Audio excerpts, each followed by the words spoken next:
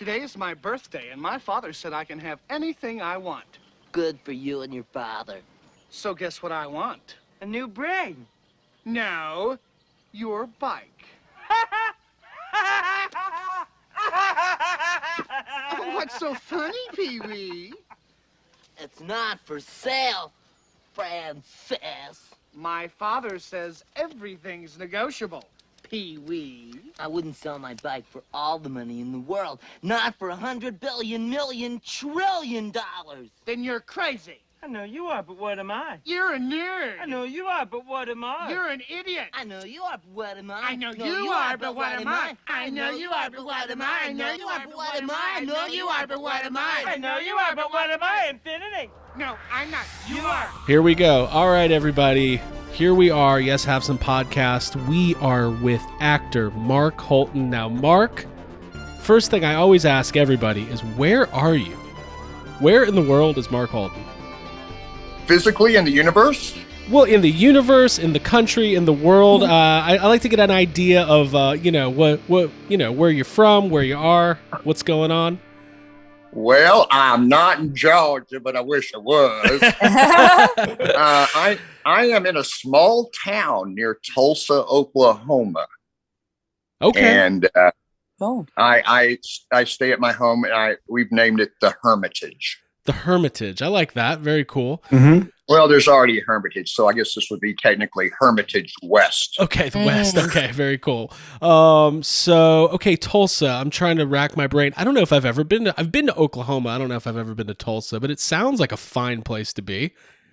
Oh, it's growing like crazy. Urban sprawl like you wouldn't believe. Houses going up. It's getting hard to even get an apartment in Tulsa. Oh, wow. We have a new mall. It used to be like a 35, 40-minute jaunt, but now like 25 minutes, I'm in a major mall. Nice. It's just, everything's there now. Costco, Trader Joe's, Whole Foods. You're set up. You gotta have that Whole Foods. Yeah, dude. You're good to go. Well, Mark, let's backtrack a little bit. You know, I reached out to you. You're on social media now. You're on Instagram. You got Cameo going. You got the 8x10s doing the autographs, and you might not know this. You will find this out throughout the course of this interview. But you perfectly fit the mold of the kind of person that we want to talk to at Yes Have Some Podcast, because we are all about the classic cinema. We love Pee-wee's Big Adventure. We love Teen Wolf. And we are the self-proclaimed #1 Leprechaun podcast in the world. It's not an official title, but we're trying to get it to stick. So it just makes sense for you to be here. Well, that's why I have the green on, man. Yes. Now, you're our second Leprechaun guest. We did have the pleasure to talk to Jennifer Aniston. No, not Jennifer Aniston. It was Lyndon Porco who joined us. After Leprechaun Returns came out. So we'll get to that. But Mark, where I want to start with you is you've had this career. You're one of those people that everybody knows and recognizes from the movies. So how did you get started? How did you get into acting? What led you down that road? Oh my!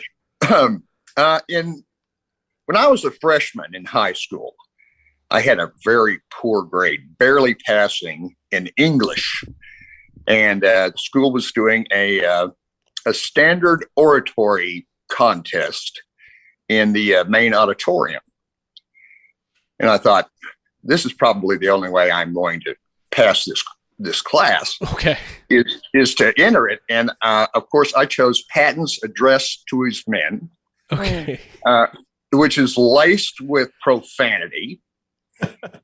I won, but I was also called to the principal's office, the vice principal's office, and I thought, boy, I've done it now. And he looked at me over his bottom of the top of his glasses. He said, "No, Mr. Holton, we don't use those words here in this high school." I said, "Yes, sir, but it was a role I was playing." And he goes, "Good job. Now get out of here." Okay, Bravo. all right. So the rest of it was high school speech tournaments and dramatic and comedic duets, poetry, dramatic interpretation, comedy interpretation, humorous interpretation is what we called it, actually, which led to a scholarship at Northeastern State University here in Oklahoma. And I studied theater there. And the Cherokee tribe had well, I guess they still do, I don't know really, had an outdoor drama in this huge amphitheater in the summers. And I was able to play roles there like Daniel Webster, some really nice roles. It was more of a pageant than a play, but it was a great way to spend my summers in college. And then from there, I went to non-union dinner theater. And all right, I want to hear all about that. Couple of tours with Nat, I was like, okay, I got to get the hell out of here. So I had been to New York several times to see plays, saw a lot of great Broadway plays. I was there at a time where I was able to see Zero Mostel play Tevye. That's how far back that goes. Yeah. And I was sitting here in my little hometown in Oklahoma, and I thought, you know what, I'm going to have to go to New York, or I'm going to have to go to Hollywood. I don't know what to do. I've never been to Hollywood. And I was watching a late night show, and the guest asked this actor, I want to say it was Lee Majors, but I can't, my memory probably has tricked me on that one. And he said, why did you go to Hollywood instead of Broadway? And he said, well, I'm from a small town, and I knew myself psychologically, and I knew it'd be a lot easier for me to rub bumpers than elbows. And living in New York and the cost and everything. And I thought, all right, I'm going to pack up the Pontiac and put my little TV and boombox in there. And go rub some bumpers. And I'm heading west. I love that. That's a great story. Nice. That's good stuff. So we kind of mentioned earlier you've got these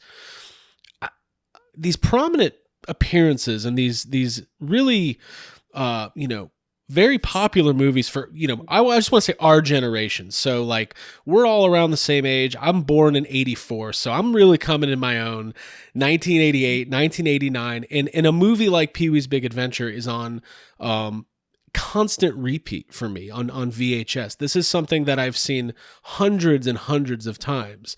And to think of that character, to think of, Francis, to me, this is when I'm ranking the seminal character moments of 1980s cinema, that I hate to skip ahead, but I have to talk about this. The scene with you and Paul Rubens, the I know you are, but what am I? Has to be one of the most quoted, most popular things. At least by you, Craig. No, it's definitely the most quoted. No, not just by me. This is something that, from a pop culture perspective, is very much of the zeitgeist of the time, but has remained. I mean, that is a very popular cult film, whatever it is, 35, almost 40 years later. So do you know that? Is this what you think about before you go to sleep? How massively influential you are? Well, I finally started figuring it out. About 20 years later, I picked up, I don't know where I was, a dentist's office or something, and picked up one of the magazines, and it had a list of the top 50 cult films of all time. And I saw Pee-wee's Big Adventure list, and I went, people still remember that? And then a decade later, it was like, wow, people still know that film. They know the dialogue better than I did. And it just kept going that way. And now it's crazy. I mean, I went to the 35th anniversary tour that Paul did, where he was live on stage after the screening in a beautiful old theater in Dallas. And to watch Big Adventure with Texans, you just words can't describe. You know, It is kind of a the Texas plays a huge role in this movie. I know. I mean, when they get down to, deep in the heart of Texas, Yeah. you're erupted. I love that. That's incredible. And, I love, as we're speaking about this, I love that you have Pee Wee over your shoulder, kind of still taunting you with the bike. Yeah. he follows me everywhere I go. Oh, I love that. Funny story about that. Sure. We were on a little side trip through Nashville or whatever, and decided to go up on the roof of George Jones's bar and have a bourbon. Okay.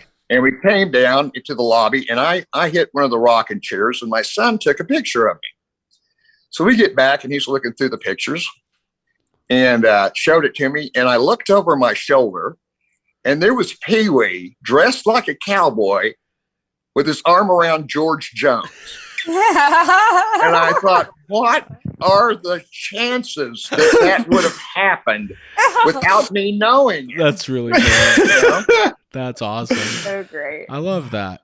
So yeah, like you get out to LA, and from, we've heard a lot of these stories of, how it really is kind of funny, like the success stories of people moving out there and just packing up their car and going. And then is it, the way it always goes is, and I don't know if this matches your story, is I didn't have anywhere to live. I crashed on somebody's couch. I started going on auditions. Like, how does that match up for you? Or did you have a plan?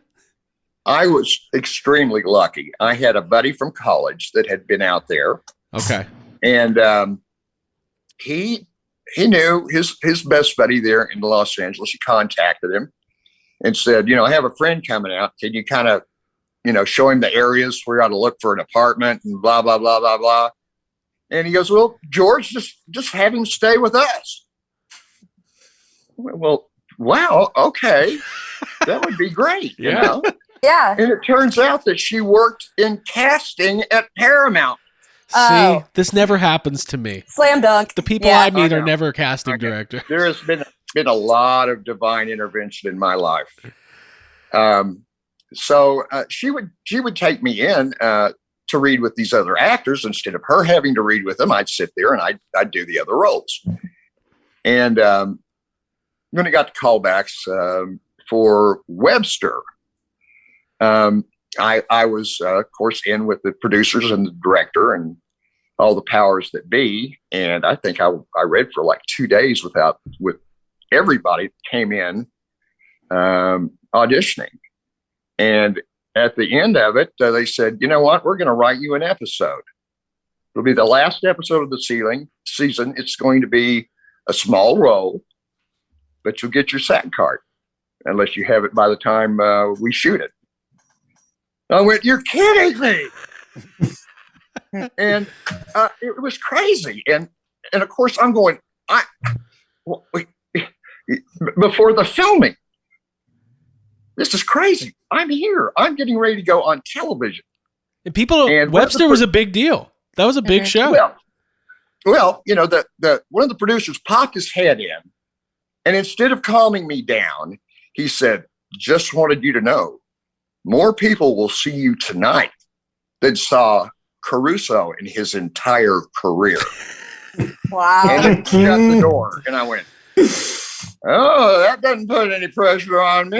Yeah. That's not a guarantee I can make about being on Yes Have Some podcast, but I think we got about a sixth of the Webster peak audience. So. It's fair. That's fair. So that would probably be like 7 or 10 million people. It's funny when you hear about old TV stats, like compared to these days. Like if you were on primetime, sitcom, there might be 30 million people watching. So it's like back in the 80s. So you do Webster, and then if I try not to just live by the Wikipedia or the IMDb, but it looks like 1985 was kind of your break. I mean, you've got Teen Wolf and you've got Pee-wee's Big Adventure both happening that year. Did they both film in like 84? I mean, I know back, sometimes movies would film and sit on a shelf for a couple years. So what was that timeline like? I'm trying to remember. Now, see, I keep getting asked questions to where I don't know. It seems like I did Teen Wolf first. Okay. And I know that towards the end of that shoot, Mike Fox was getting picked up at the end of the day in this gigantic limo and rushed over to start filming Back to the Future. Mm-hmm. And then after that, I'm pretty sure it was after that I know it was. It was after that I did a few other things and then landed the role of Francis Buxton. And that's a great role. Let's talk about it. So you, Abby, you were asking me, we were kind of breaking down. We watched Pee-wee's Big Adventure the other night, which we do once a month, but we really wanted to break down the scenes that you have with Paul Reubens. There's these great exchanges, this great dialogue. I mean, this is Tim Burton's first feature film. It's Danny Elfman's first time score. I mean, there's a lot of like film history kind of packed into this small movie. And then of course, I think Tim had done a movie called Frankenweenie. Oh, right. Yeah. Which short. Yeah. Yeah. But it was, and then Elfman, I was buying Oingo Boingo music to listen to. And I'm going, this is the guy from Oingo Boingo is doing the soundtrack. This is going to be messed up. Boy, was I wrong. Probably one of the best soundtracks I've ever heard. Right. I think at the time he was thinking the same thing though, because I'm pretty sure I think Tim Burton was like, hey, I want you to do this. And he was like, why? Right. That's probably true. So I'm piecing together the timeline. Pee Wee Herman was kind of a known entity in some circles. He had Paul Reubens had the stage show that had been very popular, maybe like the HBO special and stuff. So, were you familiar with the character, going into it? I had seen Paul Reubens one time on an episode of Letterman. Okay. And he came on, and of course, I'm going, God, this guy's nuts. Right. He's funny. But I thought, okay, this is whatever, Right. And that was my only frame of reference when I walked in that room to audition for that film. Okay. So everybody knows the scenes, right? So near the beginning of the movie, Pee-wee's walking out with his bike. You are fawning over the bike. You have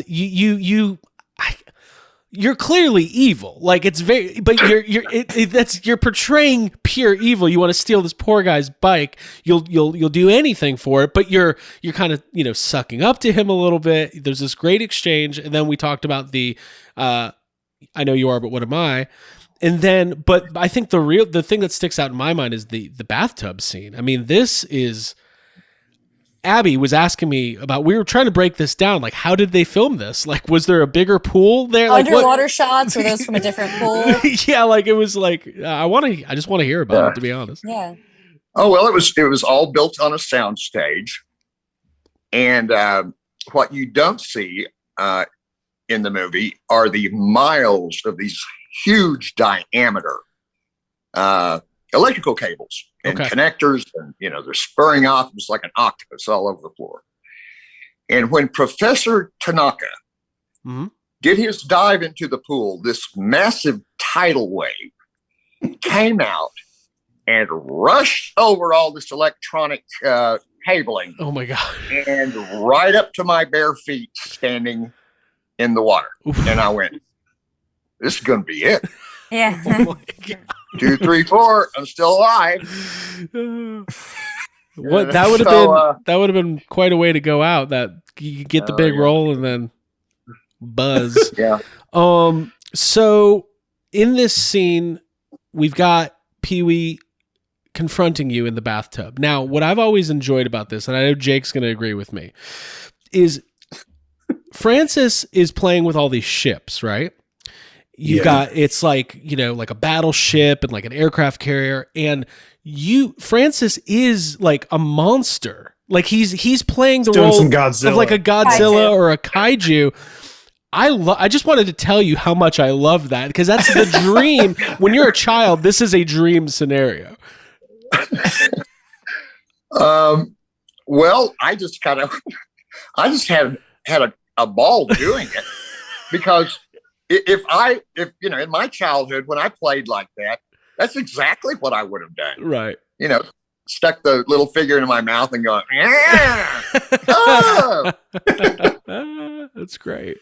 That's so great. So like we talked about, Pee-wee kind of has this legacy, and you're kind of you're very associated with the film, and then but this is the mid 80s, so what, you know, you've popped up in so many places. You've been in, anytime you pop up, it's always like, oh, there he is. Like it's great. So like, what is your trajectory, you know, after the mid 80s? Do you just hit the ground, you know, running as a working actor, or does it get tougher? Like well, I don't know. I was fortunate enough to have national commercials running pretty steady. Okay. And they would run for a long time, and that kept the family fed and kept us from having to move underneath a bridge. Oh, good. But it also allowed me to kind of you know, pick and choose some of my other roles, because people kept calling me in for years, and what they wanted was for me to play Francis. Mm-hmm. And I'd say, well, wow, that's not what I got from the script at all. I've already played that role. Right. And, you know, I'm sure I left a lot of money on the table. Who knows? Well, no, I know I left a lot of money on the table, but I was a stubborn actor, and I wanted to do things like A League of Their Own, Gacy. And so, you know, I was fortunate enough to where people were finally, you know, able to see past Francis Buxton and cast me in other roles that I wanted to play. I didn't want to be a one-dimensional, one-hit wonder. Sure. Yeah. Mm-hmm. Absolutely. And yeah, you bring up A League of Their Own, which is just an incredible movie, and one of my all-time favorites. And again, like, 93, 94. So again, I'm a kid, and I'm watching that, and like, when you pop up, it's like, oh, this is good. This feels, I know Mark, this is good. But we got to talk about Leprechaun. We have to. We can't not talk about Ozzy. So this For is, sure. you know, Leprechaun as a horror film and a horror franchise, it's beloved. It really is beloved. Like, again, you might not know that, or you might be finding that out as you know, do appearances or talk to more people. But I'm finding it out on Instagram, Craig. That's where it is. It's crazy, you know. Dude, start going to those horror conventions. Oh, I'm telling you, dude. Get that money off the table. Yeah, exactly. Go get that money off the table. So Leprechaun's an interesting movie. Warwick Davis is you know, plays the Leprechaun. He's a pretty versatile guy. He had done Star Wars. He did Willow. He, you know, I always wonder about movies like this, where when people look back at them in their career, are they happy they did it? Or are they kind of like, I don't know. But like, Warwick Davis always embraced it and seems to really you know, have enjoyed playing that character. But if you could just talk a little bit about maybe getting that role and what that shoot was like, because it is a hell of a fun movie. Like I told you, we just did a watch along with a bunch of our listeners, and it was, some of them, it was their first time, and it is undeniably a fun watch. Thank you. I literally flew back from Oneonta, New York. I was at the Baseball Hall of Fame doing the role of Stillwell that you just mentioned. Mm-hmm. And I didn't have time to make it home. I lived in Kern County, north of where the set was. And so they put me up in a hotel. And I'm checking in, and these little people started walking across the lobby, and I went, I bet that's Warwick Davis. I bet that's our Leprechaun with his wife. And sure enough, we met right then and there, and then started the film the next morning. Oh, wow. And caught Warwick. This is back in the days to where there were, the technology has advanced special effects and special prosthetics and makeup to a point that is almost unbelievable. But back then, they were still using spirit gum. Mm-hmm. And if you've never smelled spirit gum, it is awful. It will absolutely toast your lungs. Yeah. And he never complained. He was always a trooper. And, you know, he had his little routine down to where he had to use straws to get something to drink. And then, you know, he would have lunch or whatever, and then they'd have to hit him with that shit, and it would, you know, stick everything back down. I'm going, God almighty, this is like hell. You know, I'd done enough theater with fake mustaches and stuff to where I hated that stuff. Right. But for him, God knows how many, you know, 7 films going through that. No wonder he didn't want to do Leprechaun Returns. So Jake, you're kind of our go-to horror person. That's what you are. That's your new title, horror person. Okay. It doesn't pay anymore. Where does Leprechaun fit in that pantheon to you? I mean, when you think of the legends, Halloween, Friday the 13th, Nightmare on Elm Street, Child's Play, I feel like Leprechaun's right up there with it. It is for me, for sure. I grew up watching Leprechaun, and I always enjoyed movies like Leprechaun and more than I enjoyed like Halloween. And to me, like Leprechaun and Critters share, I don't know, a plot, but to me, this movie is it's just so much fun watching the entire, it's so silly. The fact that like, I was watching it earlier, and when Ozzy has that line, he tried to shine my shoes, is just one of the funniest things mixed in with like, it's always when you can watch a movie that's maybe the funniest thing you've ever seen, but also has some of the grossest stuff you've ever seen in it. That's a good time. That's a good movie. That's a good time. So let's talk about Ozzy. We will be politically correct, and we will not. He's maybe not the sharpest tool in the shed. We'll say that. And Ozzy is trying to get money to buy a new brain. He's trying to get that brain surgery. Yeah, right. So, the 3 guys who paint. I like that as a business title, because it is to the point. You are not questioning what all you need to know. That's all you need to know. But yeah, do you have any memories of the shoot? I mean, what was it like? I mean, it's, I imagine it's a kind of a run and gun kind of thing. Just, I don't know. Like it doesn't feel low budget in the sense that, when you watch something that's a little bit more low budget now, it can still feel kind of like falsely polished, but there's definitely like a kind of a underdog spirit, I will say, to Leprechaun. We were shooting in the same area. I want to say in Simi Valley, where they did Little House on the Prairie. Okay. So the next time you watch the movie, you might see Michael Landon wandering around. God, I hope so. But it was a great area, and they built a nice house that worked very well, and of course a lot of the interiors were on a sound stage. But there was a lot of stuff. I would say the majority of it was filmed right there. So we had a lot of night shoots, and of course, Warwick was always in makeup hell. But the rest of us were just like one little family.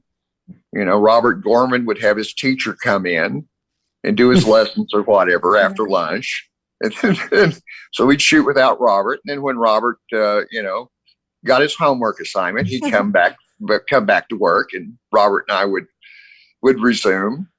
So it all worked out really good. And Mark Jones was he still is, just the best. The guy that created it, that wrote the first movie, and still gets a little piece of the pie even today.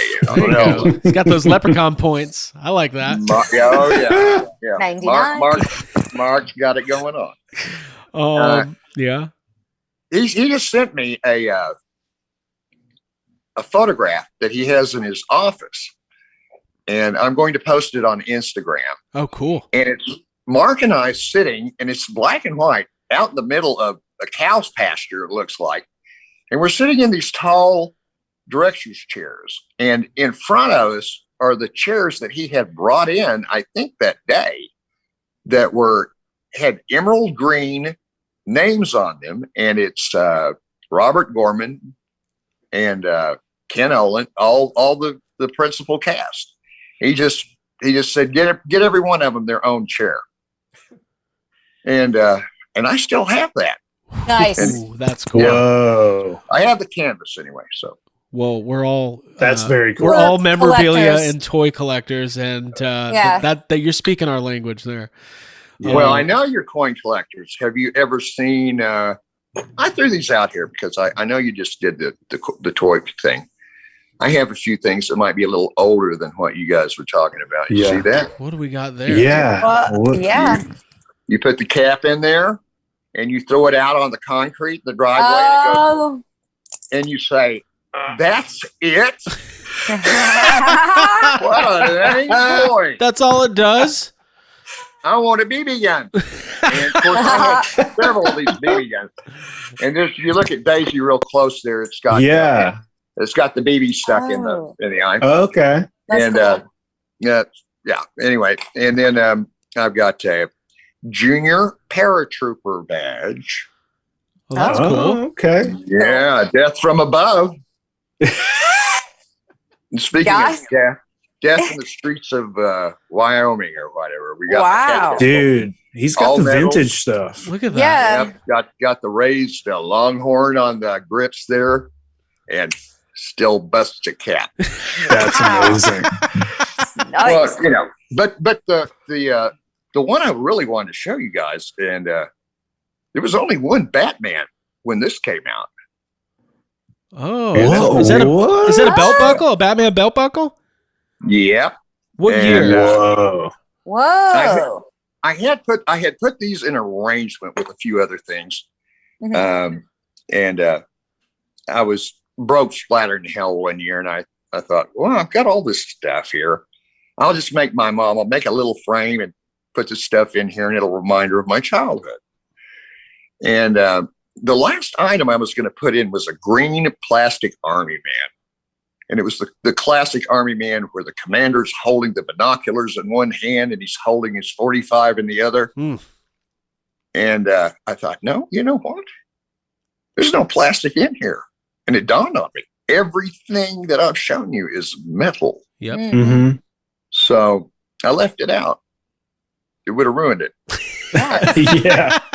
Sorry, Army Man. You're not part of the display. Well, that's cool. I love that. Well, I mean, we're big on. No, go for it. Well, just to show you guys, I am not stuck in the past. I also have a very cool side.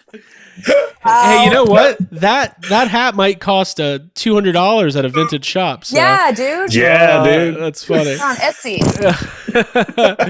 Okay, forget it. No, I like it. It's very cool. You do have a cool side. This is I'm enjoying this very much. I think. Yeah. I like that it's we do go to a lot of conventions. We meet. We love. We're like I said, we're all collectors. We love getting our autographs and getting our 8x10 signed and getting to meet and talk to the people who did films and television and stuff that's important to us and hear a little bit of their story. It's like the coolest thing in the world. And technology allows us to do it virtually, obviously. But have you thought about, getting on the convention circuit? Because there's plenty of hundreds and thousands of people who would love to hand you a crisp $50 bill for that signature. I'm telling you. Well, I did one before COVID hit. It Okay. was Horror Hound. Okay. And, Horrorhound's a good one. Thoroughly loved it in Indianapolis.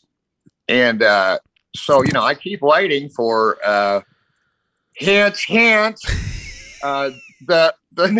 next one. And supposedly there's some things in the works, but we'll see. Okay. I don't want to say, Oh, good. Yes, I'm going to be appearing at the blah blah blah blah blah. Well, we'll talk off the air, but we we go to Dragon Con in Atlanta every year, which is one of the biggest sci-fi conventions in the country, really the world. I mean, Slash party. It's a huge party, but 70, 80,000 people, and you would be a tremendous guest, and I can help you talk to the right people. Oh, God bless you. Thank you. I would love it. I would love it. They listen, they're trying to get, it was kind of touch and go whether or not it was going to happen this year, and it's back on. So I know they're filling out the guests for this year. It's Labor Day weekend, every Labor Day in Atlanta. But listen, we got to talk about Leprechaun Returns real quick, and I want to talk about Gacy as well. So if we've got a few more minutes, And Seinfeld. We got to talk about Seinfeld. I would be remiss if I didn't mention this. I have agreed to do the Burton Ball in San Antonio, which is a 2-day event. Okay. And this will be the 11th year, and they asked me to be the guest of honor. So what do you say? I said, sure. Okay. You're going to fly me, feed me. And they're bringing in a Pee-wee replica bike for me to stand next to for, people to take their selfies and stuff like that. Very cool. And I want to say that's the 16th and 17th of October, right before Halloween. I love that. I want to go to this. I want to go. Yeah, I want to go to that. I want to go to the Burton Ball. This is great. That sounds awesome. This sounds amazing. No, that's great. Congratulations. I mean, cool guest of honor. Like that's what I'm saying. Like these are not, it's always interesting speaking with actors where a lot of the times it's just work. It's something I did. And I think it's probably difficult sometimes. Like I imagine this, if somebody was like, hey, Craig, we want to interview you about, you used to sell newspapers 20 years ago for a week. What was that like? And I'd be like, I don't know. I don't remember. And they're like, well, it was really important to me. Like, oh, right. Good for you.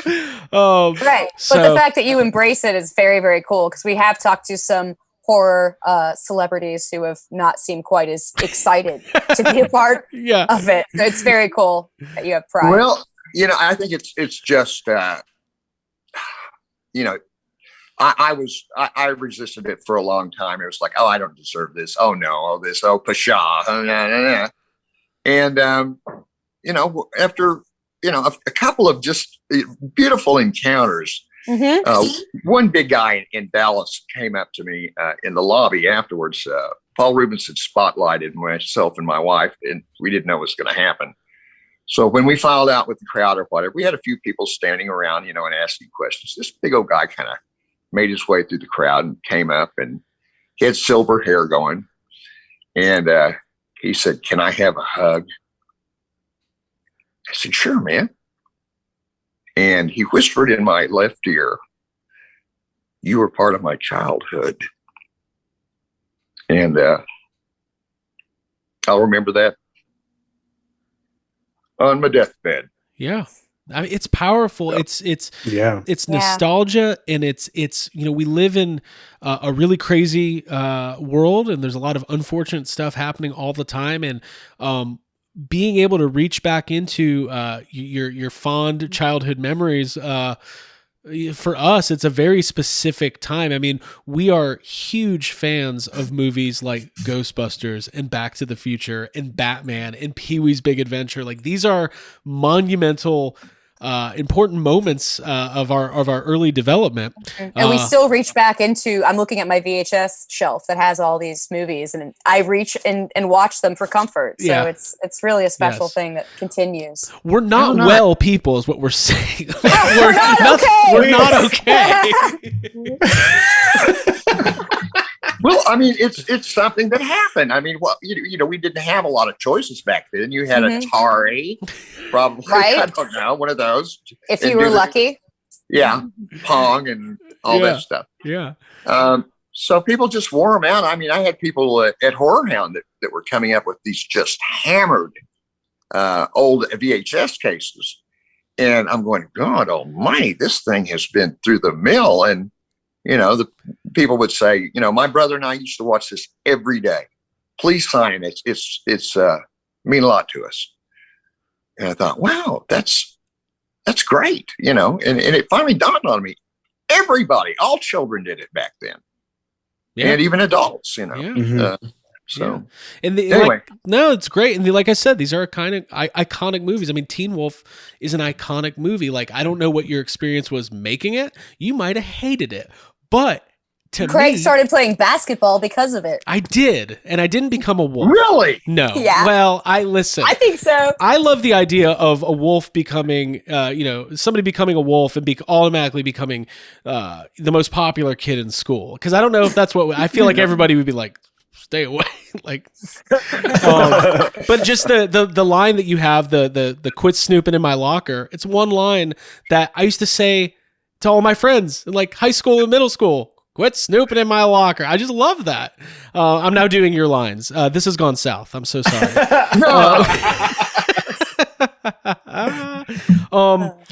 Leprechaun. I think one of the most quoted lines as far as Ozzy Chubby goes, or whatever. I keep hearing over and over is "Shoot it, fat boy." Here's this nerdy kid that shouldn't have been on the team in the first place. Right. Okay. And he makes the shot. I made the shot or whatever. And the damn thing went in. And the surprise that you see when it cuts back to me was for real. I didn't think I'd hit the damn backstop. That's so funny. I love that. So Leprechaun Returns. It seems like your Wikipedia said maybe you had retired from acting, but you came back and you reprised the role. And like I said, we were super excited to get another Leprechaun movie, and that was to get closure on. And spoiler alert, we're gonna spoil something here, but when Ozzy returns. And, it was funny, Jake, Abigail, we did this watch along the other day, right? A couple weeks ago, we did the Leprechaun watch along. It was somebody's first time. And somebody in the chat goes, "Oh, is, Ozzy swallowing that coin? Is that going to come back into play?" And Jake goes, "Yeah, in 30 years. So it was really cool. That's great. Well, it's kind of a miracle that I did the film. I moved out of California in 2015. Okay. I had it, and I just, as the Cowboys say, hung up my spurs, left no forwarding, and got the hell out of California. Came back to this little town, and just thought, well, I'll just finish things out, however they turn out or whatever, doing other things. And there was an interview I did with a guy named Kiko Martinez of the San Antonio Current that he did with me, and we did it over email. He sent me the questions, I sent him the answers or whatever. That was the last thing he kept popping up. So God bless him. Everybody would see that as the last mention, and they would send him emails, and he would just patiently pass them on to me. And the next thing I know, I'm thinking, okay, South Africa for a little over a month, reprise of Ozzy. Oh yeah, let's do it. So I was ready to quit, but somebody wasn't ready for me to quit. Nobody's ready. I'm so glad. Well, now, and it's cool because like somebody, we asked some of our listeners for questions, and one question that came up a couple times is, you reprised Ozzy, if the opportunity ever presented itself to reprise any of your other roles, are any of them that have stuck with you over the years that you'd like to kind of see where that character is, some years later? Nah, not really. Not really? Well, I just don't see it happening. I mean, yeah. I don't see, Francis was really the only other character that was on Pee-wee's level, childlike.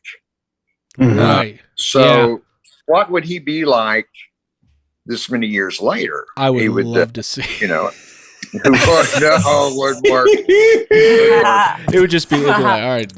Yeah. Well, he was very spoiled. He was of privilege. This Francis, and he clearly his dad spoiled him, and he could do no wrong. And Hey, real quick, I know we're going back talking about Francis, but I think one of the most underrated things about Francis is how whenever you're walking up to Pee-wee's house, how sure of yourself you like the walk that Francis does. He's like strutting. And when he kind of bounces in place in front of the fence waiting for Pee-wee, it is just that little bit is just one of the best things about that character. I love it. It's those little things. I just had to say that. Thank you, Jay. That was good. Good input. I don't know. I had really never thought about that before, but and I watched a lot of Laurel and Hardy and early television. It seems like I was watching an episode of Andy Griffith the other day with Ernest T. Bass, and physically, this guy was a comedic genius. And I'm going, my God, what an underappreciated, brilliant guy this was, you know? And I don't know if that was, I had just absorbed that. And I thought, well, the attitude is going to be in the walk. Well, I didn't think that. It just happened. So that's the best answer I have for you is it just happened. And we're both glad it did. Yes. It was awesome. Yes. I mean, also Francis's outfit, he's like a blue jumpsuit. It's like he is literally on top of the world. I love that. He's like, I'm about to go take a bath in the biggest bathtub that's ever existed. But first I have to go threaten Pee-wee Herman. Real quick. Yeah. And then relax with a tiger over the top of you, huge elephant tusk. Yes. That's just how I relax. That's how I relax. We all visited that house a couple years ago, and I made sure to take a picture of me standing in front of it in the Francis pose. That's great. Okay. I got to bring up Gacy. I've got a complicated history with John Wayne Gacy in the sense that I am from the Chicago area, and my grandfather owned a Ford dealership in Des Plaines, where a lot of the stuff I believe went down, and just I was deathly afraid because when you're a kid and you hear stories about like a serial killer, but you're also watching movies like Nightmare on Elm Street or It, with Pennywise, it kind of all combines in your head, and it's hard as a child to separate reality from fiction. And the fact that there was a real killer clown is basically the most terrifying thing you could ever imagine. So this was a leading role for you, and I don't know how many actors ever get to play a famous serial killer, but I imagine psychologically there's the approach has to be it has to be quite an undertaking, is what I'm saying. Yeah, it's the hardest thing I ever did, and a lot of it was the relationship I had with the director. And I did a podcast not too long ago to where they talked with Clive in London. I guess it was in London. I don't know. And they talked with me, and they played my segment first, and I roasted him. It happened, and there's nothing I could do I like to be kind, but at the same time, when you have somebody that gets up on an A-frame ladder just out of frame and starts, you took the old book of paper matches and you could take a match out and flick it with your finger. All of a sudden, these lit matches, come zooming into the scene. And the crew and the camera was back way off of the scene at that point. And the cinematographer or the cameraman said, "Cut, we got some kind of a flare. You guys on lighting, check that out. You just lost something. Because we just got this big ass flare right in the middle of the lens." And he went off on that guy, went off on it. Nobody calls cut on my film. And we got over that. And then he had a little tiny, this big, Jack in the Box. It played the little ding, ding, ding, ding, ding, ding, right? And about halfway through the next take, we hear the ding, ding, ding, ding, ding, ding, ding. Now the sound man is going, cut. I'm picking up some kind of stuff. Somebody's got a phone on, somebody somewhere. I'm getting music in the background. This is not clean, blah, blah, blah. Well, same thing. Nobody else, blah, blah, blah, blah, blah. And I almost quit that day. He came down off the ladder and I said, hey, man, I'm going to go outside and smoke a cigarette. And I want you to stay in here. You don't want to be out there with me. And they opened the stage door, one of those big, giant sliding doors, and the light came spilling in.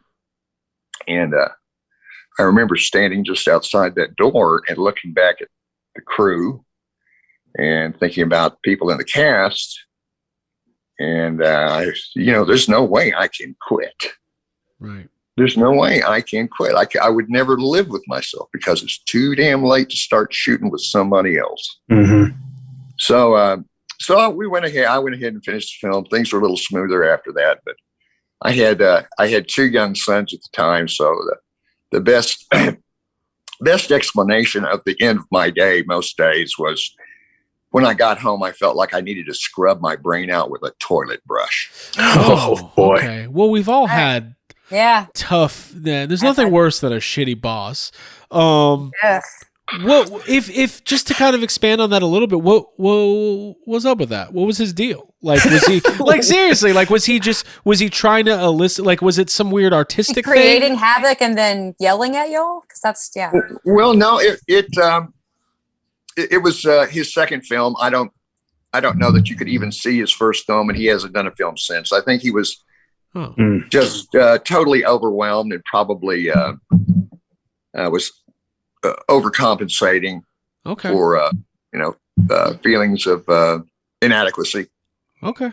And that's I don't know. I'm not a psychologist, but he sent me a message or whatever, and he said I had no idea I had that effect on you back then. And I said, I think my reply was, "Hey, water under the bridge." Right. Okay. Good.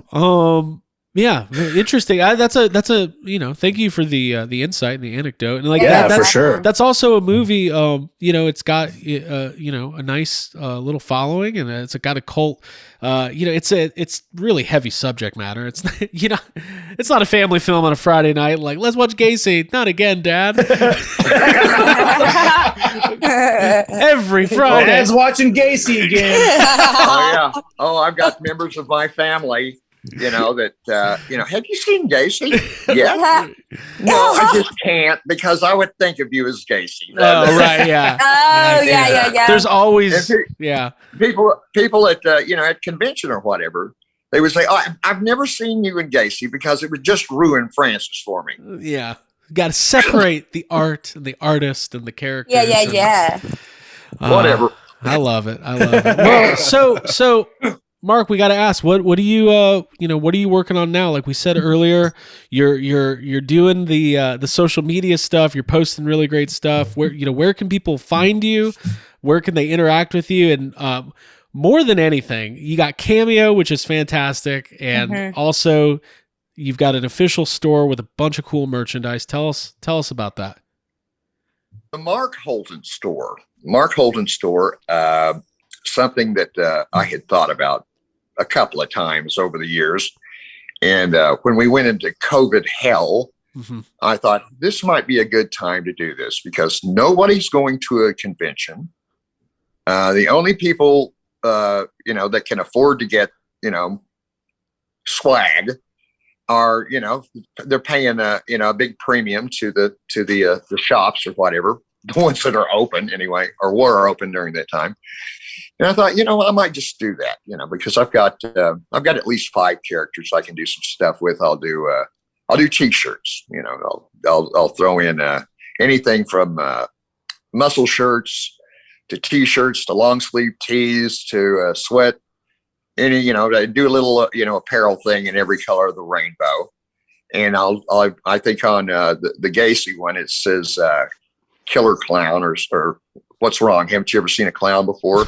Something like that. And so then I thought, well, coffee mugs would be pretty cool. I looked at some of the drinkware or whatever. I thought, coffee mugs would be cool. And so we had our second item, and then of course 8x10s. I found a place that printed up some 8x10s of the top 5 characters, and it's on 100-pound stock, so it's not going to dog ear. And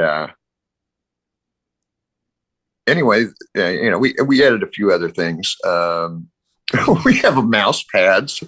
Mark Holton mouse pads. I love that. I love that. Merch is where it's at. We need now. I tried to bring this up with Abby and Jake before we started, and they said save it for the show. To the best of my knowledge, there is no Mark Holton of any of your characters in action figure form. We need to change that. Mm-hmm. We need to figure out how to get a Francis figure. We've had Pee Wee Herman. There's Teen Wolf. We're going to work on. I don't know what we're going to do. I can't make any promises, but we're going to figure this out. So somebody out there, let's get, because we are toy collectors. We love our action figures. We love they call it in the toy collecting community, it's known as plastic crack is what they call it. And we got to figure that out, but we'll leave that for another day. Mark Holton store. I would like the Francis Ewok. Yes. Yes. No, that wouldn't work. No, we can figure it out. You know what else we love is mashups that make no sense. So let's get a Francis Ewok. We have a few listeners that are artists and designers, so hopefully we'll have something. There's a chance that tomorrow there's going to be some sort of illustration of a Francis Ewok floating around. Yeah, for sure. So markholtonstore.com is where you can get personalized, autographed 8x10s, high quality, 100-pound stock, all your characters. This is awesome. T-shirts, coffee mugs. And then I brought up Cameo as well. Cameo is really popular. It's a really cool way to interact with fans. Have you had some fun stuff with that so far? I love doing cameos because it's sneaky. I have a brother. His name is Francis, and he hates his name. And I want you to make a video, blah, blah, blah. I had another lady, when we would watch this movie, my crew, my girls and I, it was always over at so-and-so's house, and her mother's name was Frances. So we started referring to her. They didn't just call her Frances, they called her Frances. So that and birthdays and, people, asked me to throw out a line from this and throw out a line from that. And I'm very proud to say I haven't done a million of them, but every one of them got a 5-star rating. There you go. And very good. So I give it its due diligence or whatever. So. Very cool. Awesome. Good. Very, very cool. And then last question: it looks like I didn't want to speak out of turn, but it looked like you were filming something on Instagram. Are you working on a film right now? Something that's going to be released? I have finished a film, and we shot it during the COVID thing. It's called Stream, like row your boat gently down the stream. Okay. It is a horror film, directed by Michael Levy, Dust on the Lens Films. And I don't really know what the release date is, but I wouldn't be surprised if it was sooner than later. That's about all I can say right now. Very cool. Okay. That's good. Well, we'll keep everybody updated. Yeah. Well, Mark, this was a ton of fun. We really appreciate your time, and we hope to see you out on the, we go to a lot of horror conventions and regular conventions, so we hope now that COVID's calming down and people are back out in the world that we'll see you and we can meet you and just kind of like sit there for an hour and make you do lines from your movie, and then you'll have to get security to get rid of us. And it'll be great. It'll be so great. And then we can meet up for drinks later. Yeah, Yay! It's gonna be great.